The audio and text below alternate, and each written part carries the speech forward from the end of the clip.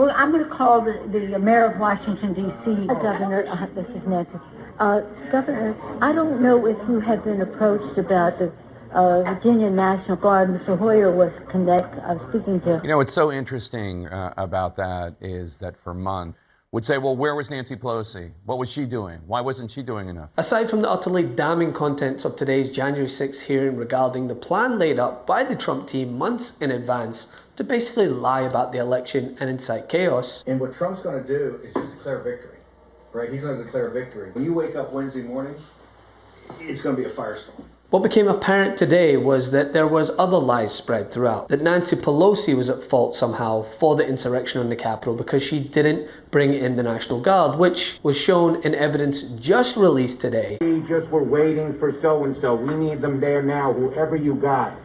You also have troops. This is Steny Hoyer. Troops. Okay, so we have a little bit of time to make that decision. Andrews Air Force Base. All right. Other military bases. Thank you. We need active duty National Guard. How soon in the future can you have the place evacuated, cleaned out? I don't want to speak for the leadership that's going to be responsible for executing the operation, so I'm not going to say that because they're on the ground and they're the experts. Well, just pretend for a moment it was the Pentagon or the White House or some other entity that was under siege. And let me say, you can logistically get people there as you make the plan. Deployed to the scene to put down the violence and secure the Capitol complex. Not just Democrats like Speaker Nancy Pelosi and House Majority Leader Steny Hoyer, but Republicans like Vice President Pence, Senate Majority Leader Mitch McConnell, Majority Whip John Thune, and countless other appointees across the administration. All of them did what President Trump was not doing. Nancy Pelosi was making the calls that Donald Trump should have been making because, after all, this was the seed that he planted that MAGA Republicans continued to pour water on until it grew into a violent insurrection. Nancy Pelosi was on the phone trying to get the National Guard and the Pentagon on the case. Right. We saw it right there. You saw it right there, and you heard the vice president. You saw her calling the Democratic governor of Virginia, her deputy Steny Hoyer calling his Republican governor of his home state. Yeah, but you know what? We have got to finish the proceedings, or else we're going to have the complete victory. Schumer is at a secure location, and they're locked down in the Senate. There has to be some way we can maintain the sense that people have that there's some security or some confidence that government can function and that we can elect the President of the United States. Did we go back into session?